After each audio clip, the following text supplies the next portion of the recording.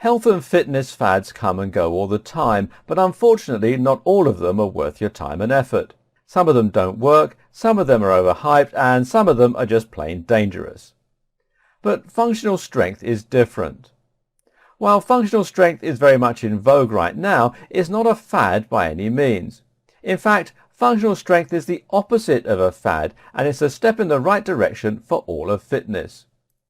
That's because functional strength takes it all back. Takes it all back to the reasons that most of us started training in the first place, or at least the reasons we should be training. Because, let's be honest, far too many people train for the mirror.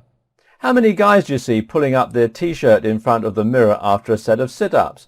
How many women do you see on treadmills wearing the tiniest pants in the world and barely working up a sweat?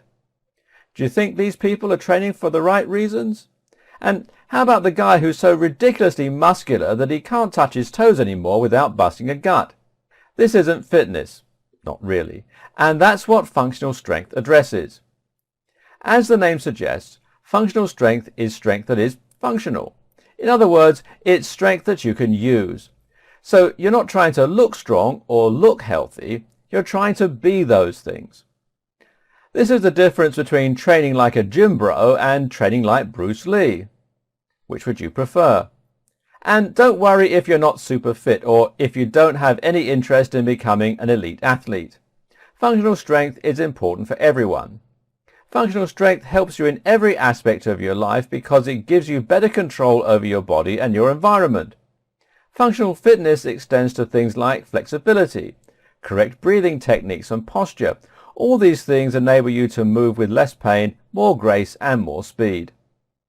When you train for functional strength and fitness, everything becomes easier, from opening a jam jar to helping a friend move furniture to getting out of bed in the morning. And if you want to train for your appearance as your first priority, well, then this is still the right way to go, because when you train for strength and power, you look much better. Don't believe me? Then think about it logically. The reason that humans find healthy people attractive is because we assume they have better genetics and are better able to protect themselves and their families. Someone with functional strength really can do all those things and really is healthier. So they send all of those unconscious signals that make them more attractive to the opposite sex. This all sounds great, but perhaps you're confused right now as to how you can have more than one type of strength. Surely strength is strength, right? Well, to an extent you're right, but in other ways you're not. To start with, let's take a quick look at isolation training versus compound training. Isolation training means that you're specifically training certain muscle groups in isolation, on their own. This is how many of us have been told to train. For instance, when you perform bicep curls, you'll probably do this by holding a dumbbell in one hand and then curling the weight up to meet your shoulder. This is an isolation movement because the only muscle working is the bicep, especially if you're sitting down. Only one joint, the elbow, is moving and everything else is static, thus one muscle. But in real life we don't move like this. In real life, nearly every movement from carrying shopping to jumping up steps requires a combination of muscles working in unison. When you train a bicep curl, you risk building your biceps up bigger than the other muscles around them, like the triceps and the forearms, which can create an imbalance. If your biceps get much bigger than the triceps, for instance, which are the antagonistic muscles to the biceps, meaning they apply the opposite force, then this can make the arms look odd and potentially lead to injury. The same goes for leg extensions, hamstring curls, tricep extensions, the list just goes on and on. Another issue here is that you aren't teaching the muscles to work together. Instead, you're using the muscles on their own, which means you're less likely to move efficiently, powerfully, or without injury. A compound movement, on the other hand, is something like a pull-up or a squat. These movements mimic the way we move in real life when climbing or when jumping, and that means that they will utilize multiple muscle groups at once in a more efficient and synergistic manner. When performing any movement in the gym, you should always ask yourself, when would I use a similar movement in real life? If you can't think of an answer, then it may mean that the movement you're training isn't actually all that useful and probably isn't functional. But that's not the only distinction between training methods either. Another issue to contend with is the difference between training for strength and training for size, because the two are completely different. If you want to train for strength, then you need to lift heavy weights that are close to your maximum 1 rep max.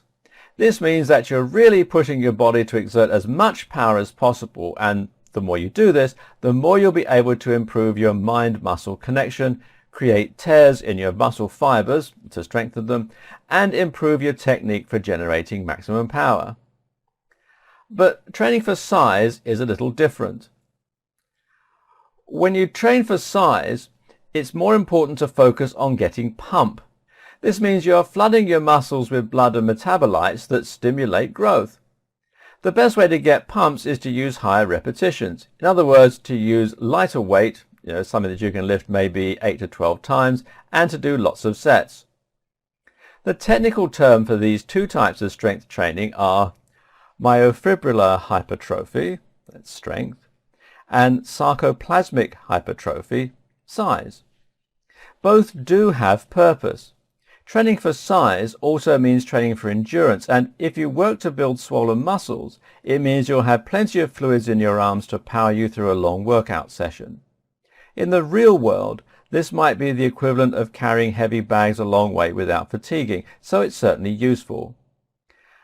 But if you're training like a lot of gym bros, you'll only be doing sarcoplasmic training. That means you'll build big muscles for sure, but it means they won't be as strong as they could be. If you're now starting to feel worried that the training you've been using in the past isn't functional, don't worry. That's exactly what we're going to set out to fix in this video series, so buckle in and get ready to start training in ways you've never imagined. The result? A body that doesn't just look good, but has performance like a super expensive muscle car. You'll be like a coiled spring, ready to explode into action at any time. Say goodbye to tiredness, to soreness, to weakness, and say hello to functional strength. Specifically, we'll be looking at functional training methods, tools and techniques, stretching, injury prevention, diet strategies, CrossFit and other types of training, bodyweight training, and much more.